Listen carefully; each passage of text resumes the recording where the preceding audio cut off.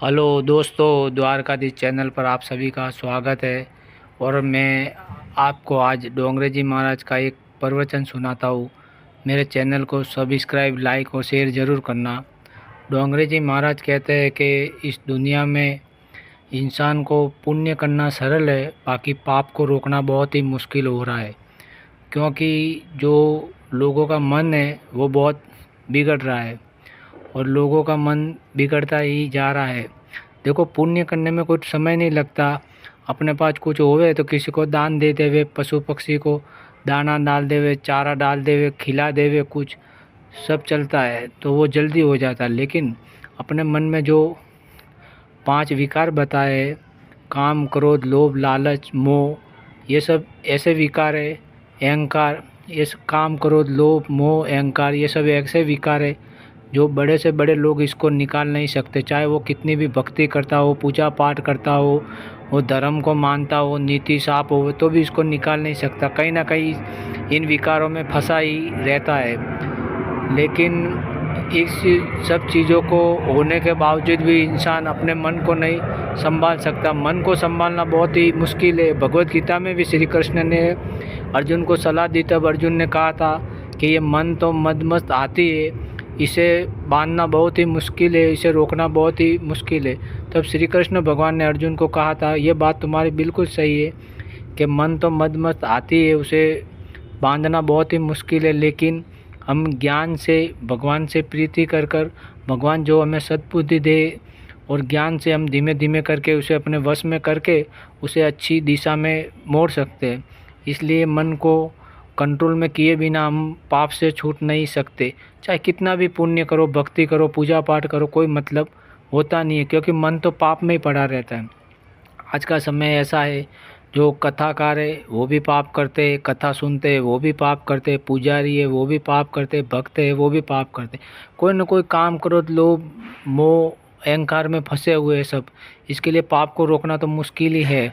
न लोगों का मन बिगड़े क्यों नहीं? क्योंकि देखो, लोग भले भगवान की भक्ति करें, लेकिन कितने लोगों को तो भगवान मिले तो भी वो पाप को छोड़ नहीं सके। आज हमने देखा है, महाभारत के अंदर दुर्योधन को श्री कृष्ण भगवान समझाने आए थे कि भाई पांडवों को उसका राज्य दे दो, चाहे अर्धा ना दो तो कोई नहीं, 5 गांव दे दो। तो भी दुर्योधन ने, श्री कृष्ण भगवान साक्षात भगवान थे, उनकी भी बात नहीं मानी और कहा कि 5 गांव तो क्या, मैं उसको सुई की अणी जैसी भी जगह नहीं दूंगा, मैं युद्ध किए बिना उनको कुछ भी नहीं दूंगा। और पूरे कौरवों का नाश हो गया, मर गए, लेकिन उन्होंने वो पाप करने से नहीं बच पाए।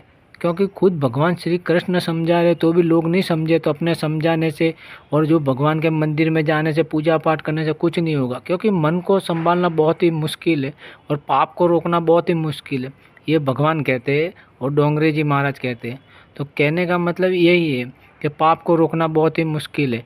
अब जैसे कि रावण को श्री राम भगवान ने अंगद को भेजा, श्री हनुमान जी को भेजा, विभीषण ने समझाया, पूरे लंका में समझाया, इधर से कितने जने समझाने गए, लेकिन रावण की बुद्धि है जो काम करती ही नहीं थी। उसने तो सीता जी को उठा के लाया, वो तो गलत किया ही था। विभीषण को लात मार के भगाया, वो भी गलत किया। और ऊँट सुबह शाम राम को गाली बोल रहे थे। तो कहने का मतलब यही है कि पाप को रोकना मुश्किल, मुश्किल क्या, असंभव है। पाप तो होता ही होता है। रावण को भी जब उन्हें पता है, मंडोदरी ने कहा कि भाई ये विष्णु के अवतार है, श्री राम भगवान है, तुम उनकी शरण में चले जाओ, तुमने जो गलती की है सीता देवी को लेके रहे हो, उस सीता माता को तुम वापस उनके पास भिजवा दो और माफ़ी मांग दो। तो रावण अपने अहंकार के वश था और अपने शक्ति के बल पर घमंड कर रहा था कि मैं किसी के आगे नहीं झुकूंगा, चाहे वो कोई भी हो, मैं नहीं डरता किसी से। यही अहंकार उसके पूरे वंश को ले डूबा। तो कहने का मतलब यही है कि ये मन है न, अपने को पाप में डालता है और डालते ही जा रहा है। तो बड़े बड़े लोग जो रावण है, कंस है, दुर्योधन है, भगवान खुद उनको समझाने गए, मिले, फिर भी उनका पाप करने का मन हटा नहीं और पाप में लिप्त हुए। भले उनका वंश, उनका खानदान सब तबाह हो गया, बर्बाद हो गया, लेकिन वो लोग हैं जो उनकी बुद्धि और उनका पाप में ही डाले रखी और उनके पाप करते करते ही वो सब मर गए और अधोगति को प्राप्त हुए। એટલે कहने का मतलब यही है कि भगवान मिले तो भी लोग सुधरे नहीं। तो हम किसी को समझाए, किसी को बताए, कोई सुधरने वाला है नहीं। खाली हमें हमारा ध्यान रखना है और हमारे मन को भगवान की भक्ति में, मंत्र जाप में रखना है और बड़े बड़े जो संत महात्मा हुए, भगवत गीता है, महाभारत है, इनको पढ़ते रहना है। तो ये जो हमारा मन है धीमे धीमे सुधरेगा और प्रैक्टिस करने से वो सुधर जाएगा। चलो दोस्तों, मैं वीडियो समाप्त करता हूँ। थैंक यू, धन्यवाद। मेरे इस वीडियो को सब्सक्राइब करना।